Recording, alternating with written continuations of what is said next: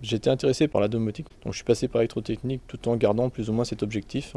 J'ai suivi la filière technologique, c'est-à-dire première électrotechnique, terminale électrotechnique et bac électrotechnique. Le projet, on a 4 heures par semaine, donc c'est essentiellement de la réalisation.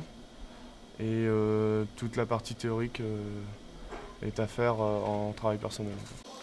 Bon, pour notre portail, on a la signalisation du mouvement du portail.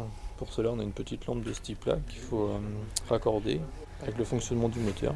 Dans ce projet, c'est d'automatiser un portail coulissant. Pour ce faire, j'ai un automate, un terminal de communication avec l'opérateur et la partie opérative avec le portail et sa motorisation.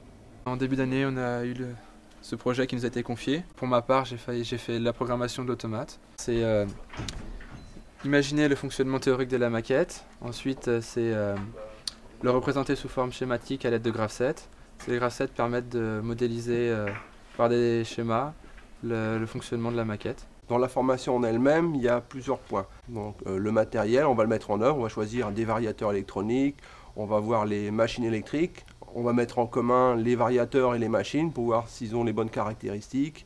Et puis il y a un deuxième point, c'est l'atelier, où là ils vont fabriquer quelque chose. Donc ils vont faire la conception, ils vont faire le choix de matériel, ils vont réaliser ce qu'ils ont conçu. Et puis après ils vont faire les essais. Donc tout est lié. Alors autrement, il y a une autre partie automatisme qui est très important aussi, qui nous permet de piloter des machines à travers des automates, etc. Donc ils ont choix le matériel, la conception des schémas aussi, très important, parce qu'un électrotechnicien doit concevoir des schémas, il doit prévoir le matériel qui va avec, donc il doit connaître toutes les normes. Première année de BTS, on a un stage de 6 à 7 semaines, et moi j'ai fait un stage dans l'informatique industrielle en fait. Je programmais des composants électroniques. J'ai refait une remise aux normes d'une armoire électrique qui était assez délabrée, qui datait d'une dizaine d'années. Pour la poursuite d'études, après le BTS électrotechnique, alors il y a plusieurs possibilités. C'est intégrer les écoles d'ingénieurs.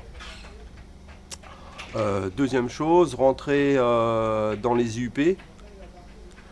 Autrement, on a la licence, la maîtrise et préparer un DEA derrière. Autrement, il y a la vie active. J'ai eu un contact avec un professionnel, une société qui vient de se créer pour justement le montage de systèmes automatisés appliqués à la maison. J'envisage de faire une licence d'ingénierie électrique. Je voulais être professeur de technologie.